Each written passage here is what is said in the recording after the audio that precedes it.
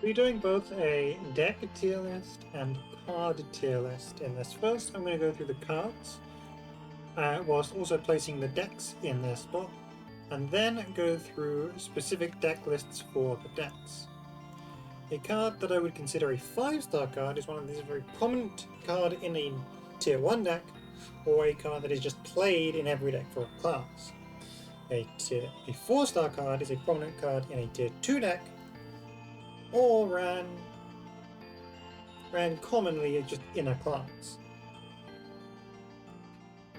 Then a tier 3 card is niche cards in tier 1 decks, common cards in tier 2 decks, prominent cards in tier 3 decks, 2-star card for a tier down, and 1-star cards on cards that are experimented with, or, once again, one rung down. The unplayable cards are cards that have no experimentation and will not be seen at all. Just like Inspirational One. There's no reason to play this card. No deck cares for it. It's just a mediocre 1/3 ward with an irrelevant upside. If that doesn't happen, you have no control over it. It's not. Dogged One actually has like a genuinely good bit of text. It has no home. I don't think it's good enough in any aggressive deck. I wouldn't play it in Aggro Blood, I wouldn't play it in Stormhaven, I wouldn't play it in Face Dragon. I'd rather play cards that are more consistently useful. But its payoff is there. I think that you might see it occasionally.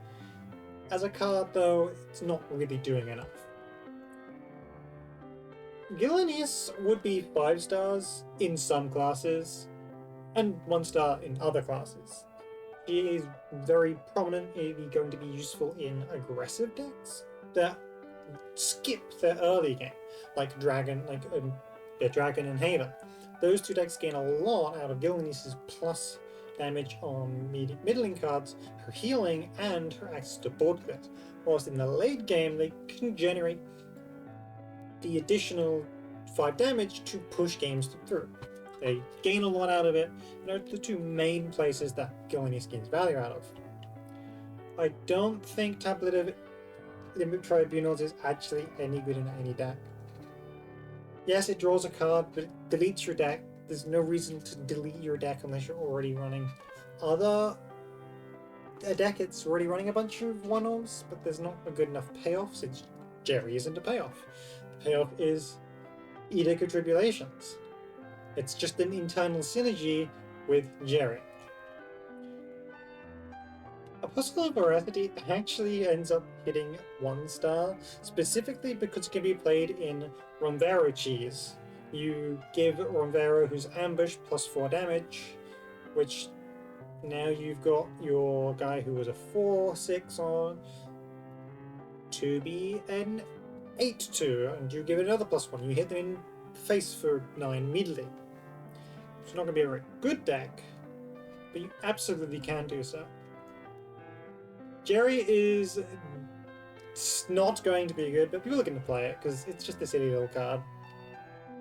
Obviously, replacing your card deck with a bunch of trash doesn't help. Just play a good win condition and win the game. Don't spend 10 years trying to make Jerry work.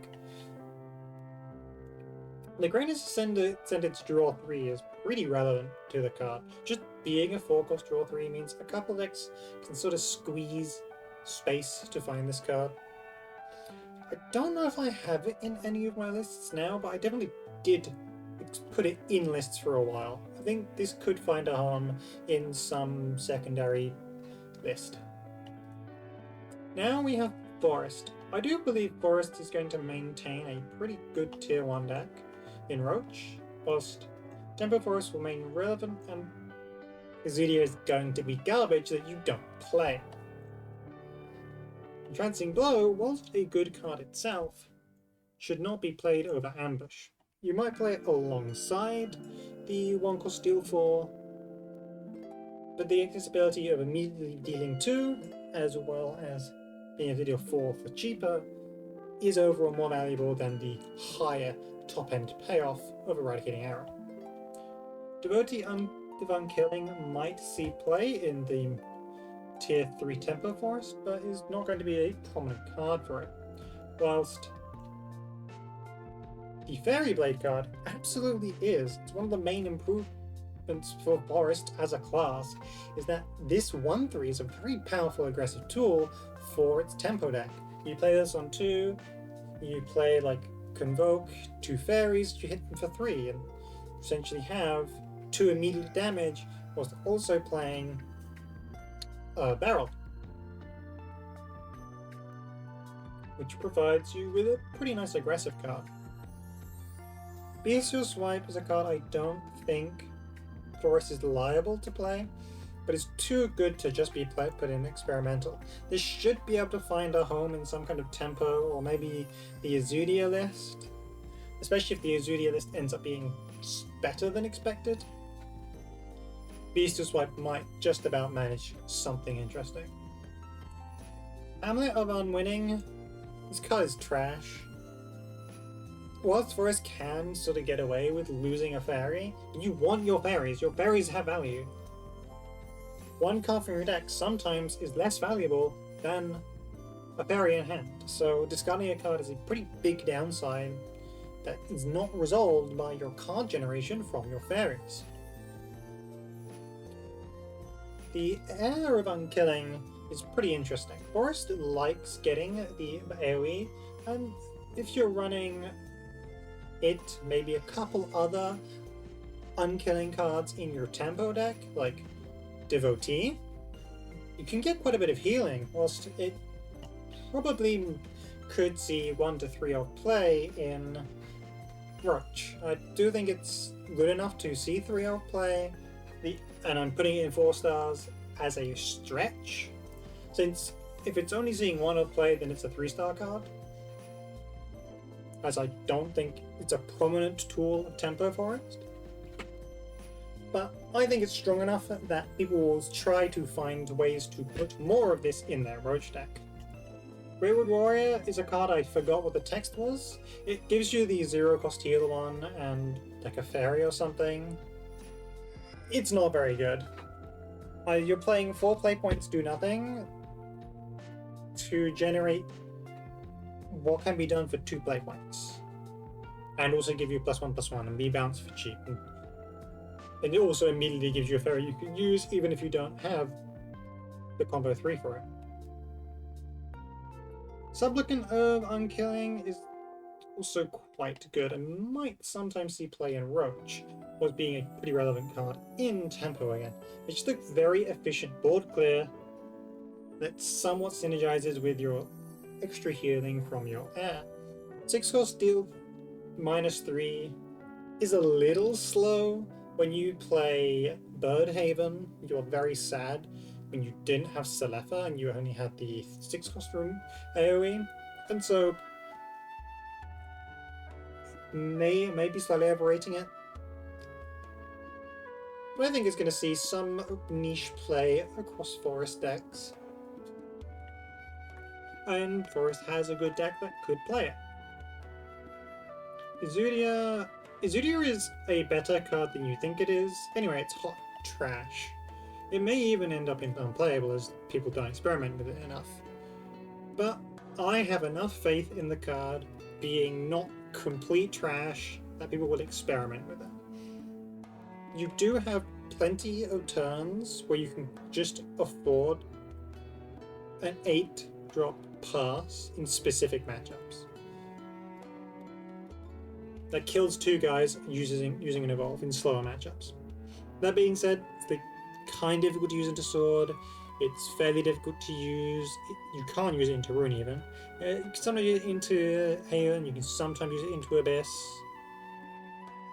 You sometimes can use it into Forest, but then Forest just kills you from hand, so it's difficult. There are matches where it is useful, but overall it's not worth running a mid-range deck and then putting this alt win condition in your deck. Just run Roach. You don't need Izudia's alt win condition 6 burn. Maybe there is something in tempo / mid-range Izudia Forest. The 9-cost is a awful expensive defensive card. Oh, I'm going to play a 4/6 ward. It summons a 4/5 ward for 9. I mean, if it costed 7, sure. But it costs 9 for 2 wards, no face damage, nothing. No evolved text. Right? Kill does have rush. I don't see it. Next up is sword. Aggressive sword lists have been somewhat improved. Have not been improved, right? It's the loot.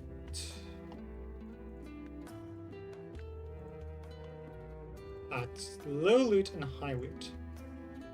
Yes, I think aggro sword has been significantly improved by access to loot cards. Whilst full loot is going to be better. And mid-range remains fairly strong. The loot cards are very good burn tools for the deck overall. Returning Slash is possibly even 5 stars, but I'm going to put it at the top of 4 stars for now.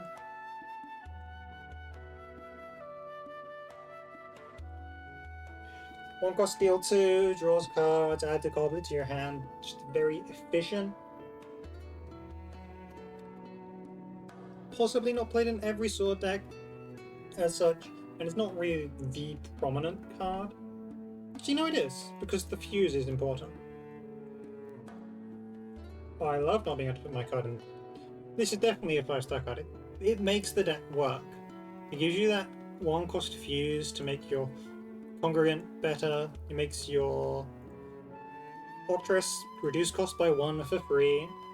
Although it does have anti-synergy with Synchro, as you lose access to his battle cry increase, fanfare increase. It's very good with this card, fine with Octress, and slight anti-synergy. It's important for the deck to have a second fuse tool, and so it's likely one of the most important cards in the deck. Then we have Lair. Just a good generator. Probably doesn't get played in non-dedicated loot lists, and the more aggressive lists don't likely have time to play this card. But in your more mid-range lists, you can afford to pass 1 play point and then later get the correct tokens that you need for the specific spot. You need a spot chip removal, you can get 1 damage. If you want Aura,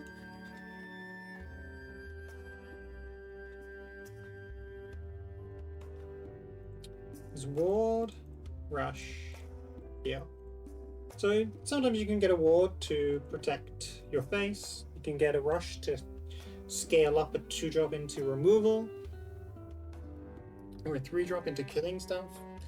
You know, Val's the leftovers of something that's evolved and traded, and then kill another card before. That's a pretty efficient trade. Then we have the much more mediocre 2 just generators.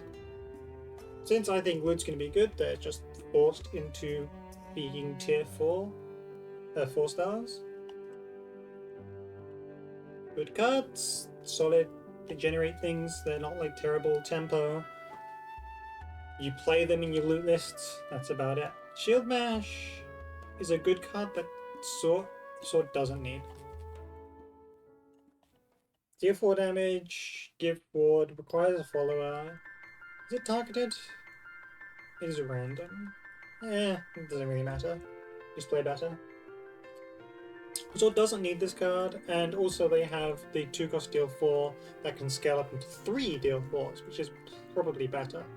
As such, I don't feel like Shield Bash is going to see any play unless Sword gets some kind of ward synergy that makes Shield Bash significantly more valuable. Octress is another card in the loot package. I don't think she makes the deck its thing, but she is probably the best non-fuse card, except for winning the game. For building boards, for dealing stuff, the mid-game of the Congregant is going to be really important. This card can do 3-4 procs. It can kill boards pretty reasonably. The deck's going to have essentially 9 board clears because of Congruent. It is whenever. It adds a heal. It can also then do 4 damage with its own body. Very reasonably, you can play this on 6 if you don't have like a setup Cincero. Fuse once into Cincero, play Gilded on this, and play another token that you generated earlier, or fuse into the 1 cost, and clear a board. Card's very, very good. Almost 5-star good. Maybe both of these could be 5 stars.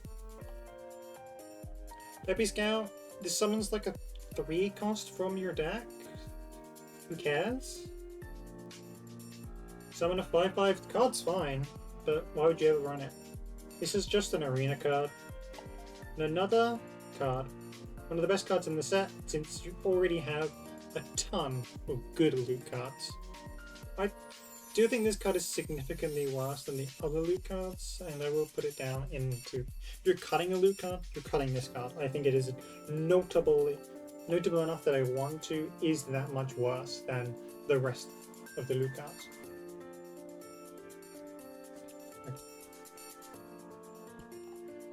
Next up is Rune. We have the best deck in the game, which runs 0 new cards. Hooray! The reason I think this deck is getting better in the upcoming meta is due to the improvement in Aggressive Dragon, or rather Ramp into Burn Dragon, and Ward Birdhaven. Both of these decks also do a very passive early games into burn conditions, which can be healed and warded out of the way. Norman just kind of shits on both of those decks, and they have to play slightly differently into it, and then you just combo them out of the game when they try and make this slow grinder gameplay. Whilst Sword struggles more into those decks if they're running their traditional mid-range list, whilst their loot list maintains most of the advantages of the traditional list, since those decks just pass the early game, into having more powerful mid and end game tools. In specifically having a 8 damage burn, 4 damage burn, 4 damage burn, 6 or 12 damage burn, 10 damage burn. Those cards, Albert's, Cincero, what's her name? Octress, Odin. You have slightly more burn in the deck, and that's impactful. The Anthem remains whatever, like why would you play it over just playing D-Shift, Decline, and Rio is only here because I have to make, it's the new archetype and I have to make a deck for it. It's unplayable trash.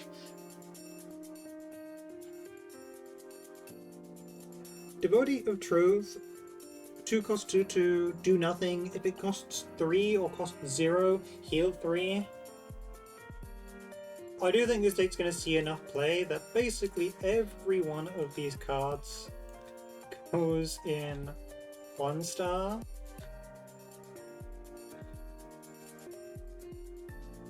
Honestly, I don't think Rune needs to play this card at all, so I'm going to stick it at 0. Even though this is better than those cards, why is Rune playing it? Now would be a genuinely strong card in Dragon. Like, this was in Dragon, it'd possibly be up here. If it was in Abyss, it might be around here, Sword here, Forest, maybe here as well. But it's in Rune, the single worst class for it. The Institute of Truth is an interesting card. You could, if you have any Storm, like if there is a Twin Blade Mage, a 6 cost 2/2 that has Storm, Institute of Truth giving that +5 over 5 turns is going to be amazing.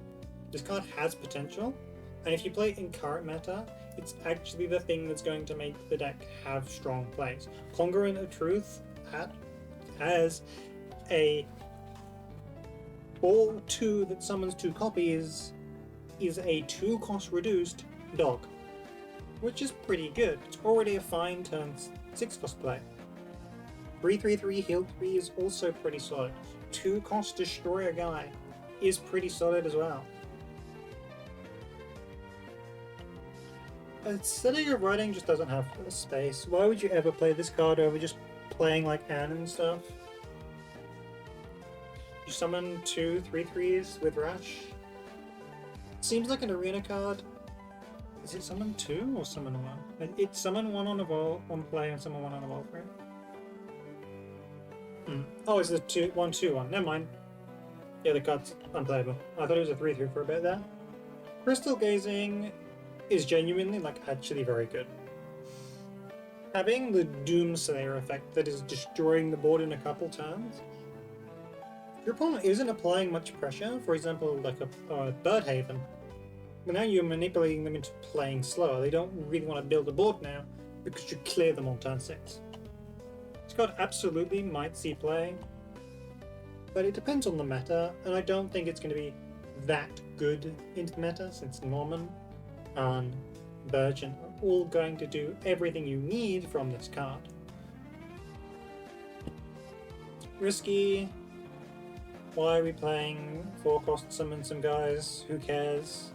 So Look at the Truth might see some play. It might see some play in like Dirt.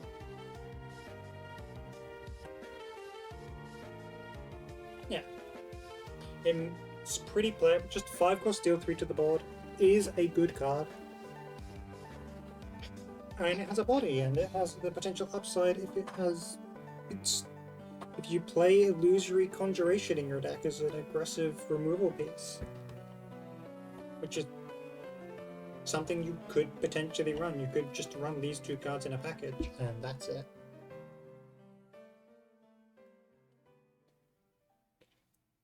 Rune basically got no new cards, as the archetype they got was an arena garbage archetype that requires self-synergy. You're either going to have a deck with like 5 Institutes of Truth and your deck's going to be crazy, or you're going to have a bunch of vanilla garbage with no synergy. It's like a bad arena archetype that you can high roll into. God, what the hell were they thinking? Dragon's gonna be good. I think the more aggressive versions for Dragon are gonna be good, whilst your like Fanny, your Cockatus are gonna be bad, and the slower versions, which you decide to run stuff like the Heir to Disdain to deal 6 to your opponent sometimes. Who cares? It's trash. We don't need to ramp into mediocre late game cards. We ramp into killing them. We just board clear them down for 2 damage every turn and play a Storm card and hit them in the face. Alright, Ferocious Flames, like, I honestly want to put in 5 stars. It is that good that I want to put it. I think this card goes in every single Dragon deck, and as such, is a 5-star card. The same goes with Devotee of Disdain. I think this goes in every single Dragon deck as a package, and as such, these cards are 5 stars.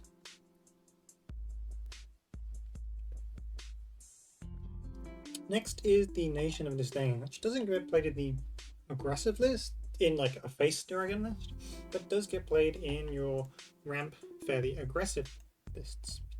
Your fairly aggressive ramp list, the list that just ramp into Gown and start slam, slam, slam, slam, storm, storm, storm, kill you. Ocean Rider doesn't really have like a home. Honestly, this card might see no play. The card's pretty solid, but why are you playing it? It's just 1/1 summon a 2/2. Evolve summon another 2/2. You don't need it. It's irrelevant for your class. In fact, Raging Lightning is a worse card that is more likely to see play, because killing a guy is a fine thing, and dealing 3 face damage is genuinely useful. Although, if you're playing Dragon, you should have more HP than your opponent. Subliminal of Disdain, I don't think you're going to see that much play overall. I think it's going to be played in the worst Dragon lists, and it is a strong card. It's a very, very good card in the weaker Dragon lists, but if you're hitting your opponent in the face, you don't need to heal if they're dead. Galmix. I think Yamisk gets played in every single dragon deck. The additional board clears that you gain out of this gives you so much advantage. If you're playing like a very aggressive, you can just burn it with a Fan of Ultrahime, or you can use it to help clear boards. You can combo it with Feline Token. You can combo it with Nation of Disdain to clear most things. You can evolve Devotee of Disdain. Use Gamix token from a previous turn, then a second Gamix token, and then Ferocious Flame and draw 4 cards. And then kill a 7/7. Like, this shit's crazy. This package is insane. This is going to be played in every dragon deck until they rotate. And as such, even though dragon is not going to be tier 1, I think these 3 cards are. This is another, I'm playing it in the slower lists. That's good, but I don't think it's a card you really want to play in most dragon decks. Congruent of Disdain. Okay, you deal 3 damage. Then you deal 1 damage to it and you get +1/+1, you can do more face damage. I'd rather just have a 5/7 ward that board clip. Like, being a 5/4 ward or a 5/3 that buffs your hand is not great. It does curve pretty well off Gown and can be used in aggressive lists. So in the fact that I think it's going to see quite a lot of use across the board in Dragon, I'm going to put it up from the tier 2 into tier 3, just because I think it's more applicable to different Dragon lists. You play it in your more aggressive and your slower lists. What are you doing playing this card? I want to put it in 1 star, but it's going to get played a lot, and it's going to be doing good things. It's going to play it, you're going to super evolve it, you're going to play like 2 Gowns, you're going to trade into something that somehow lived, because they fucking have a 16/16 for some reason. You're going to do a billion damage, and your opponent won't die because they're at 20 because you just ran there. Oh, yeah. Next up is Abyss. I built a Mode Abyss deck. The deck seems like hot garbage. Aggro Blood's gonna be fine. Aggro Abyss is gonna be fine. And the mid-range Abyss that chooses to run the minimum amount of mode cards seems like a better list where you don't run as many mode cards, and what you do instead is go, okay, I'm playing a mid-range Blood slightly more reactive, but my endgame is significantly stronger because of the mode cards becoming powerful endgame tools. Also, you gain a little bit of freedom in your deck lists. You could already be playing Apollo in the deck, so you run 2 of that. The 4-drop does do removal and it does heal. The cards aren't terrible, they're just slightly worse than the other mid-range Abyss cards, which maintains its pretty good spot in the meta. I think pure mid-range Abyss makes more sense, but you can play this like mode hybrid, and I only go into the mode endgame on like turn 12, and I grind you out with it. So how does it work? Not by playing Spirited Gravekeeper. What the hell is this card? Enhance 7, summon like a 4/4 and a 3/3? Maybe a 1/1, maybe a 1/2? What the arena-ass card? Yes, it's a pretty good arena card.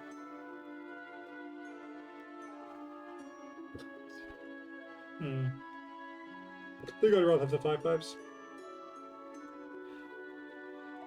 Since I think Sam Nacho is an important part of a tier 3 deck, let's go again. 3 stars.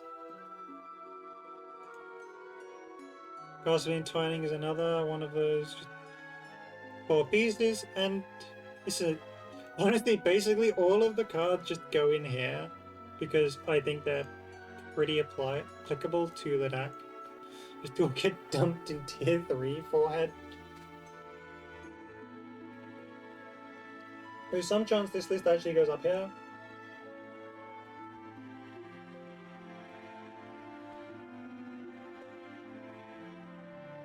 And I'm not joking when I say literally just all of them just get dumped in tier 3. together because it's the whole package. Yeah, okay, we could maybe like argue this one's 2 stars, this one's 2 stars, this one's worse than the others, this one's the best card in the deck, this card's like actually kind of mediocre, you'd rather on Screaming and Loathing for draw 2 than Cast of Entwining. And yeah, actually I kind of like that. What were they thinking when making March of the Brutes? 4-cost, deal 2 to 2 random enemy followers, deal 2 to face. This was obviously a 3-cost cover that was really good in Aggro Abyss that made the deck significantly more consistent. And yes, removing it from the game was smart. But why did you leave the card in the game? You were supposed to just print a different card. Like, just print some random necromancy card that does, like, who cares? Also, no necromancy in this set because Abyss isn't a real fucking class. The Destroy 2 for Storm, does it have Ward or just Storm? Just Storm, okay. Yeah, it goes there. It is like pretty useful card, an extra bird, duel, and kill 2 guys, but minus 1 HP is very expensive. If it had Ward, I would have bumped it up to 2 stars, but as it is, I think it deserves some amount of experimentation, but they only end up as like the occasional one-off to break through specific board states against other mid-range decks. Devotee Respose. If this does what the English says it does, like what the fuck is this card doing? If this gives +2, then it's like here, and also every single card in Haven is completely reshuffled by the impact of that being +2. Oh, I forgot to do this. Anyway, I think this is another very good deck in the game. Womberry is a complete joke. This is another joke. This is another joke. Why would you play Ward? Why would you play funny control meme, blow up your opponent's face Haven, and crests like just don't do anything? If this Repose card is wrong and it gives +2 attack, then there is likely a hybrid Ward Crest deck that is quite good, and if that exists, I genuinely think this deck will reach tier 2. But as it is now, pure Crest and pure Ward both suck, and there aren't quite enough Crests in Ward to make Marvin worth it. Knight of the Holy Order is going to see play, even in Winged Lion Statue in Birdhaven. This card's just really good. Calling it a 3-star card is underrating this card. This card is great. This is almost 5-star worthy. I think this card is going to be played in basically every Haven deck. It is in basically every Haven deck. Do I put it in 5 stars? Because it doesn't go in Crest Haven as well. So maybe I just put it in 4-star because it's just like super common in the class. I think I'm pretty happy with that. Just common across Haven. I think Ward Haven is... Crest Haven is an abnormal deck, but this card isn't very useful. If that 2 attack card is wrong, -2 attack, and it is +2 attack, then this is a 5-star card. But without it, it's a 4-star card. It's super good, but there's just not quite the space in Crest you want to be doing other stuff. The extra healing, getting pings, heals, doing all that stuff would be very valuable off this card. It's good when it comes off Ward, and then you get a heal for 2 off of your Aether turn. It's fine in Birdhaven, you just play it alongside Darkhaven, you give it +1/+1, you get a heal, you know, like turn 2, turn 3, it's perfectly fine in their deck. So overall I think it's just like super playable in Haven. Next is Supplicant of Repose. This card would be a 2-star card. However, there is a specific list that I think is better for Ward that puts this card out of being like a regular 2-star card. However, because it is just like a crest card that you have to run in the crest deck, then it goes in the crest deck spot, XD. So Marwyn is the card that makes the crest deck, that's mediocre. Supplicant of Repose is the better 2 for this card. The AoE is fine, but the card that creeps out of this is the Congregant of Repose. This card can just be played in basically any Haven deck. And whenever you take like a Chalice turn, you draw a card. You get access to a card that likely draws 2 and kills 2 things. So Congregant of Repose is much better than the archetype it comes from and is more playable across Haven in general. Never Repose is the worst card in the game. Wingline Statue gets played in every Haven deck ever. So I think this card is 5 stars. Binding Faith is the same. This gets played in every Haven deck ever. And this like random 4-cost heal for, deal for. Why are we playing this? Why don't we just draw cards, draw the good cards, and then like clear their board and hit face with things anyway?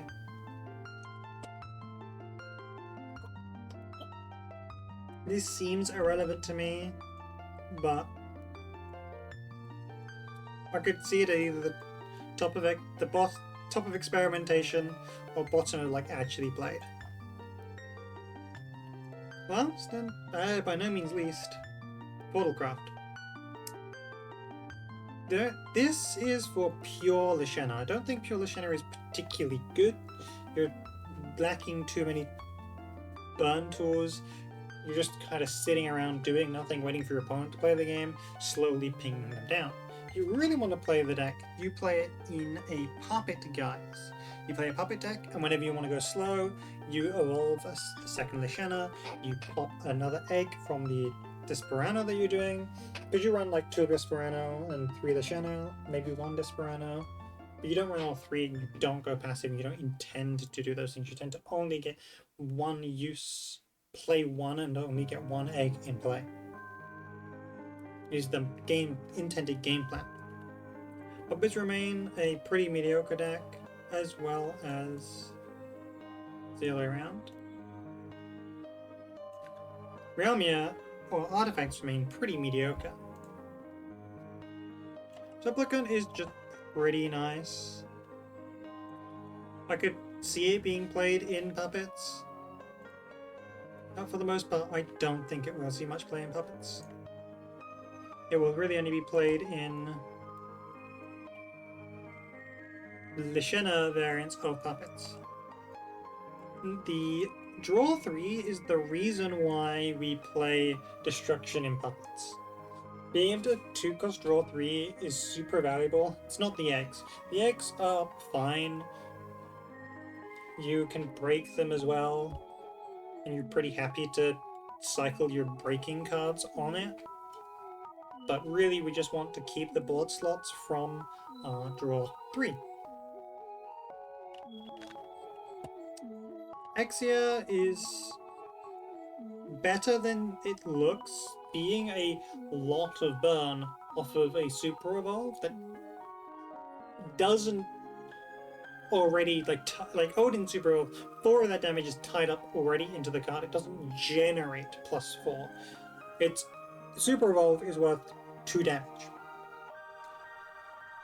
So it's if Odin goes face and another card trades, that is 2 less damage than super evolve. Most super evolves are worth 2 damage.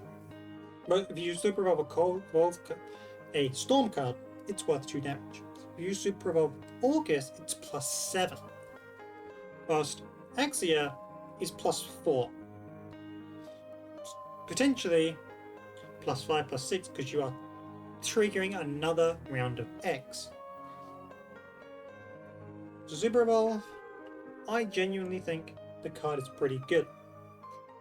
Then the body itself, well, now we can get a free destroyer from our wasteland. You can use the Lishana token on it. You can use the 2-cost destroyer on it to not use any tempo, not lose puppets. It's a surprisingly very competent card across the board. 30 Destruction is by far the worst of the Lishana cards, and I don't think you really want to play it in Lishana lists. Unless you're going hard in on all eggs, then you just have this like, oh wow, it's a 4-cost 8/8. Oh, they have Philao? Oh. I guess I'm sad now. Card is ass. I don't see why you would play it. Then you have Lishana. Lishana is notably better than the other ones because she does summon that egg, and that is archetype worthy. She has the bonus, the on-play bonuses of Axia, and also gives you a token to proc your own wasteland or egg. And she's very good, and is part of what pulls you towards playing her in a hybrid puppet list. Quiet Assault is another very solid card. He's play in basically every portal list that can justify it, which is every portal list that isn't artifact, so yeah.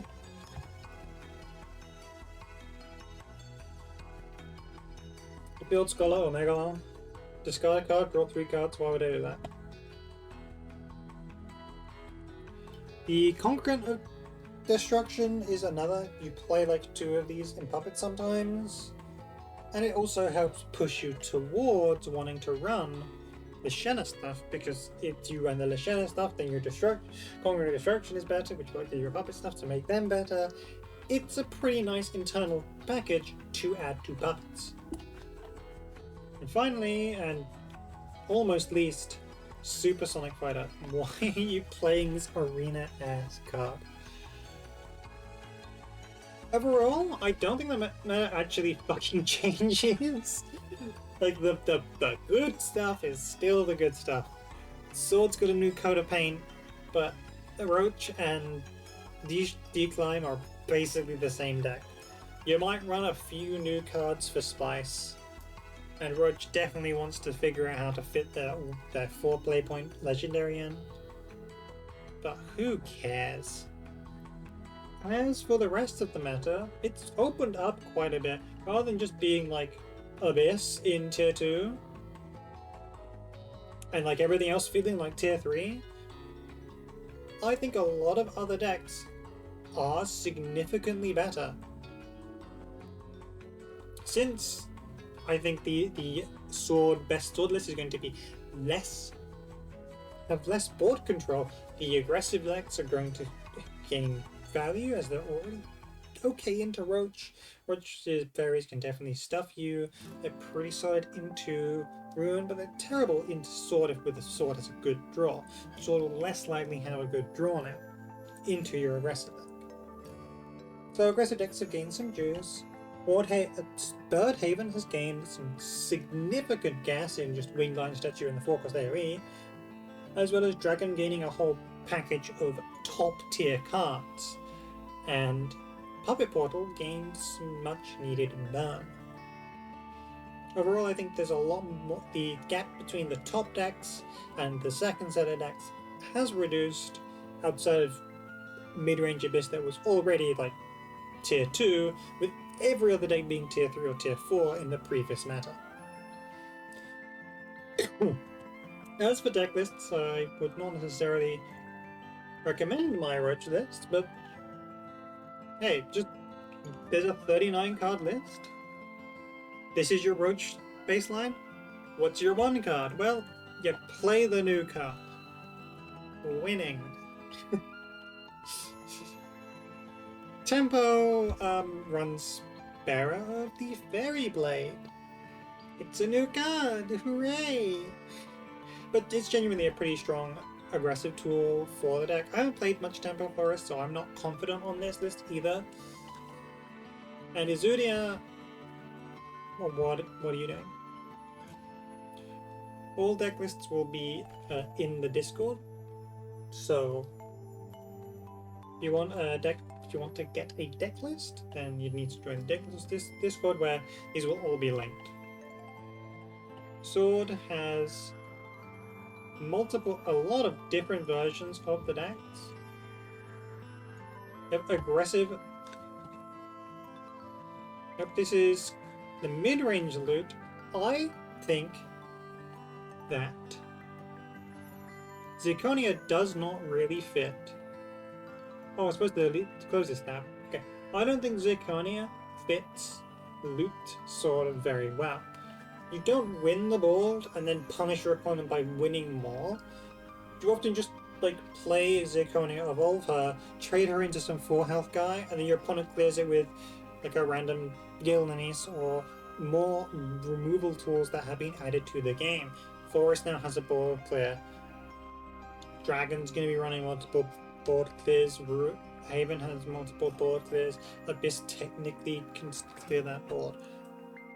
So every class is better at dealing with just a natural Zirconia. Zirconia doesn't have anything in play. It's going to be a lot worse. As such, I think Zirconia does not fit into Loot Sword, as you would rather run more loot stuff. But if you think Zirconia is well fit, here's a list that runs Zirconia. Then we have the low loot aggro sword. This does run Zirconia because you want to hit the board, push them out, kill them. But we still run the best of the loot cards in Returning / Congregant and Octress, whilst running Kagamitsu once again for that sweet superable value. You can also gain an additional burn off of your rush boots. So there is a small bit of synergy there. You can, if you've got a Returning / in your hand, you can fuse with Congruent for a 3 damage. This gives you a board flipping sword. Whilst being a competent card for the deck overall, as it helps your Octress be reduced, since you typically will not be getting your Octress crest out in the low loot list.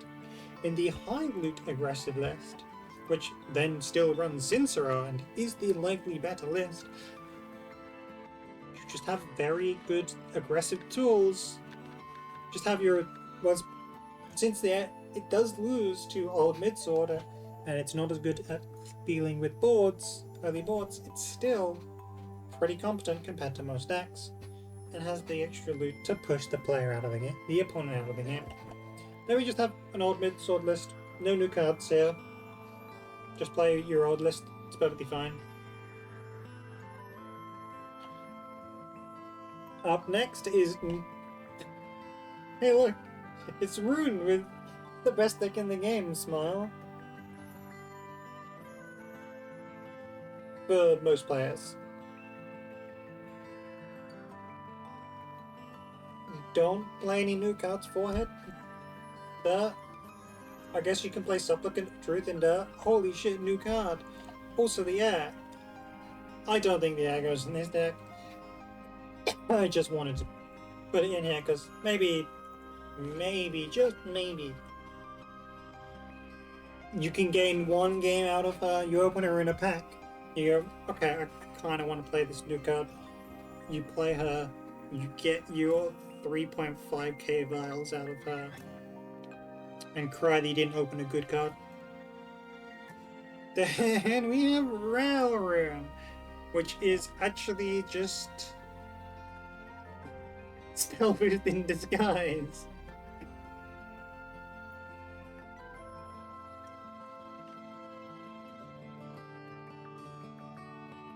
I didn't bother to give Dragon a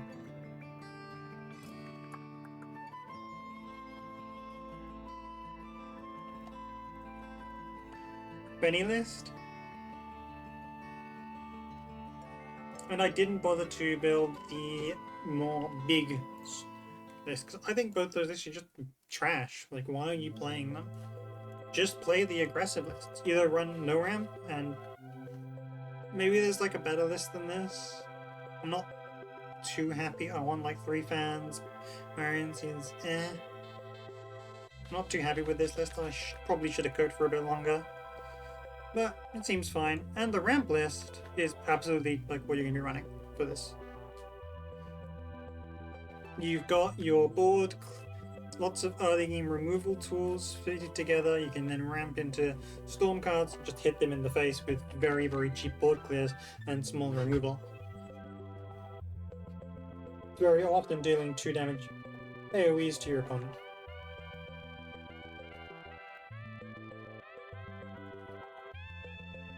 Base has aggro with 0 new cards. Oh, wait a minute. Is that a Gillenese I spell? Holy moly. Yeah, it's fine in aggro. You have like a... It's essentially a slightly better dark side for the deck. Dark side is like the 23rd best card, so maybe Gillen is worth it, maybe, but you can run basically whatever 3-drop you want in this deck. You can run like a slightly later game card. The last few slots of this deck, there aren't really any good tools, so why not play the good nuke? Why not play the nuke card?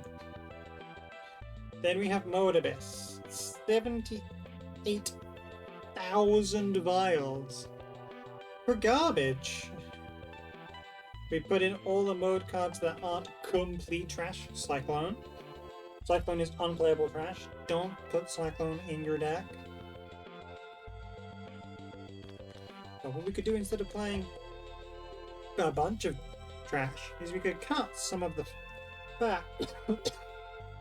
Got a devotee, cut a supplicant, cut one of the heirs, because you only really need to draw one of her, and then we can run a slightly more traditional list.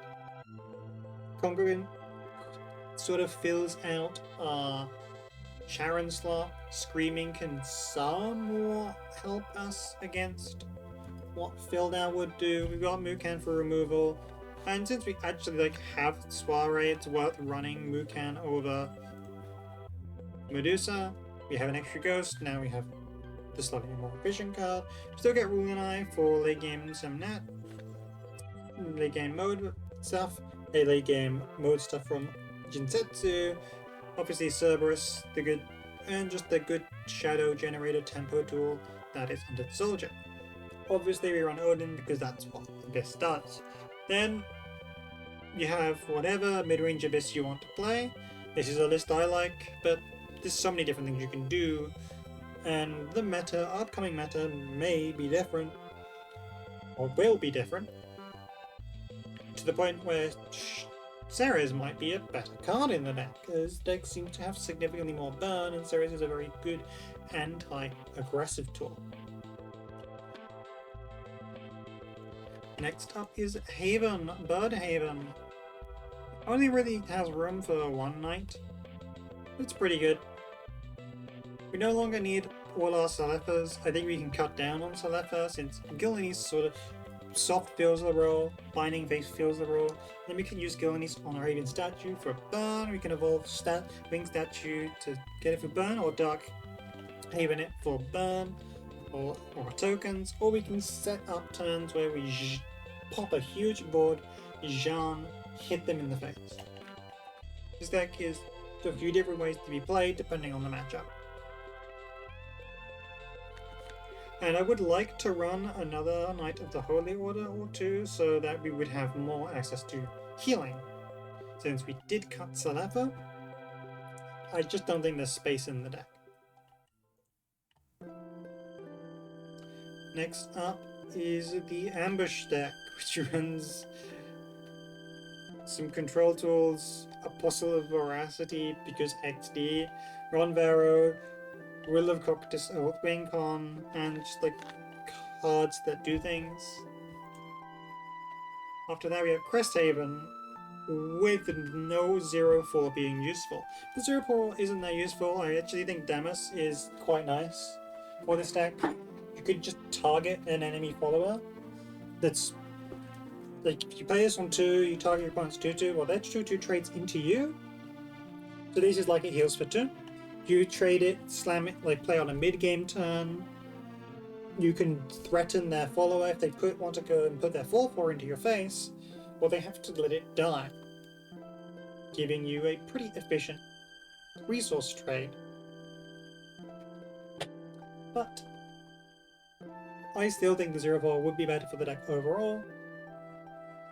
So this is just how it is for now. You've got all of the good crest cards in the deck. You play like a slow game, just getting your crests up, and probably using this card.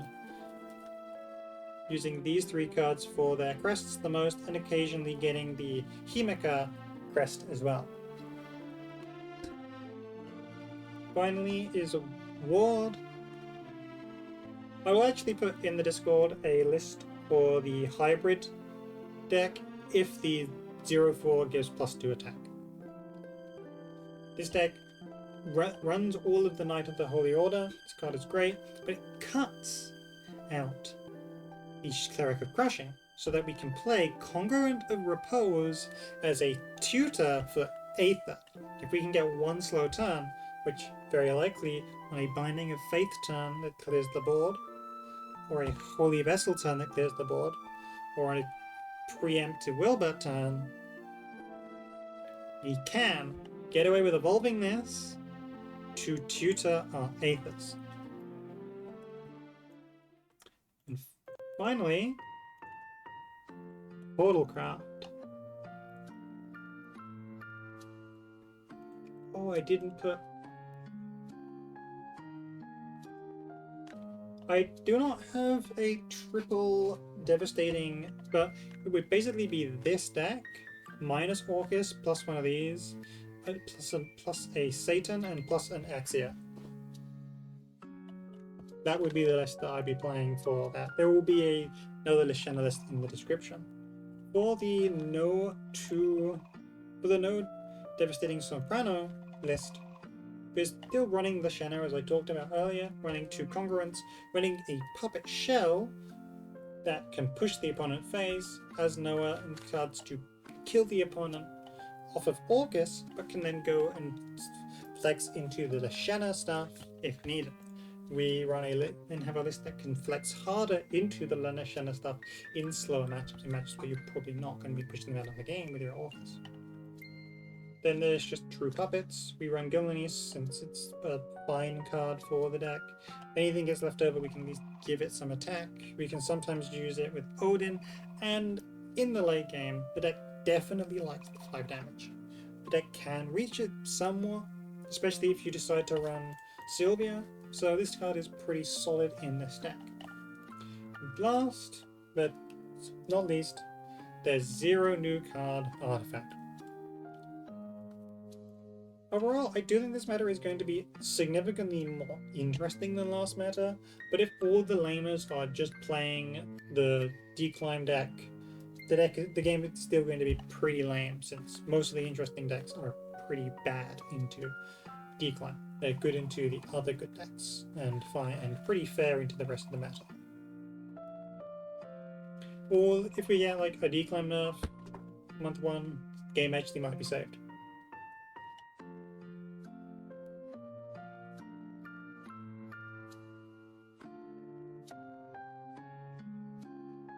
And that isn't to say like Roach isn't a problem and Sword isn't a problem. I just think most decks will have a less polarized time into those matchups. Those are like 60-40 matchups with the decks, rather than having 80-20 matchups, where player skills don't really matter, it's just pure draw RNG. Yes, Sword Mirrors feel like that sometimes, and Sword and Abyss can feel like that. There are more games that do feel close in those matchups. And I think in the new meta, once Abyss has adapted to the new meta and decks have adapted to the new meta, there will be a lot of play between Roach, Sword, and the tier 2 decks, and basically no interesting play between the tier 2 decks and Dimension Climb. So yeah, that's about it. Later, fuckers.